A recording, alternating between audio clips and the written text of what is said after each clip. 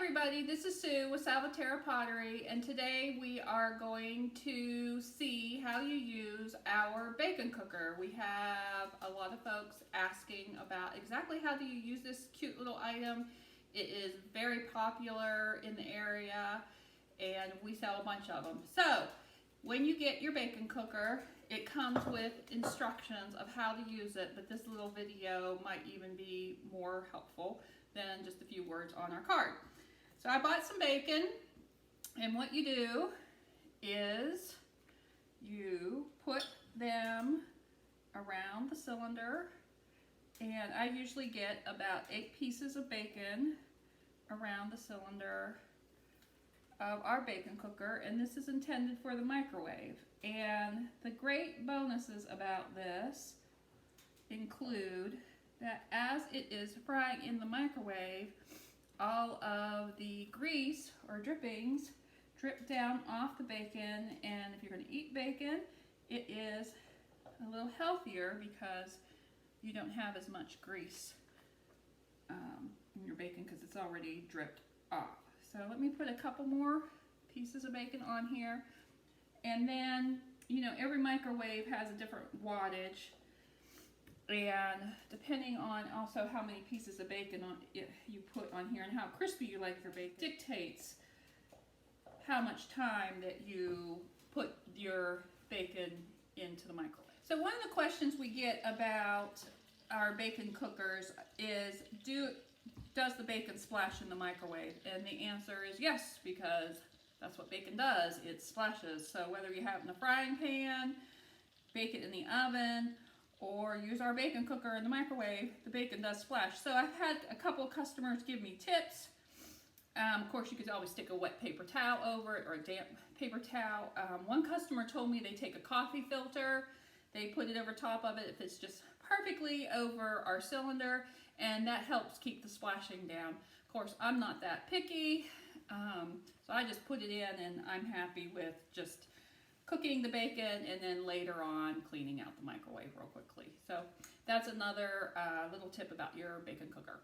So I always tell folks to start with 1 minute per piece of bacon, and then you can always start it back up and get it cooking again. So the other nice thing about it is, yes, your bacon turns out really, really crispy, and this is the only way we cook bacon anymore.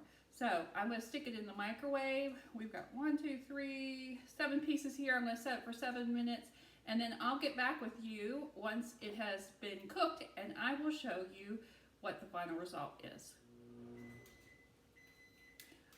Okay, so our bacon has cooked for 7 minutes. I'm going to go take it out. Let's see what we have.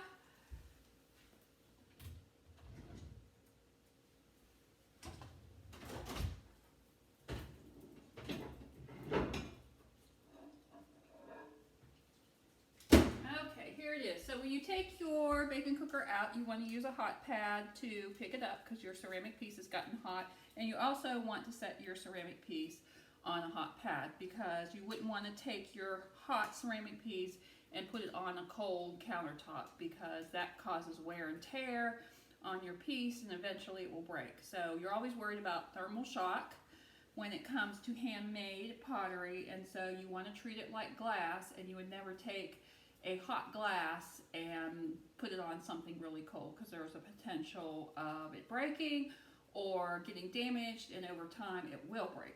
So anyway, let's take a look at our bacon. As you can see, it is super crispy, and I like my bacon super crispy, so that's how I always cook mine.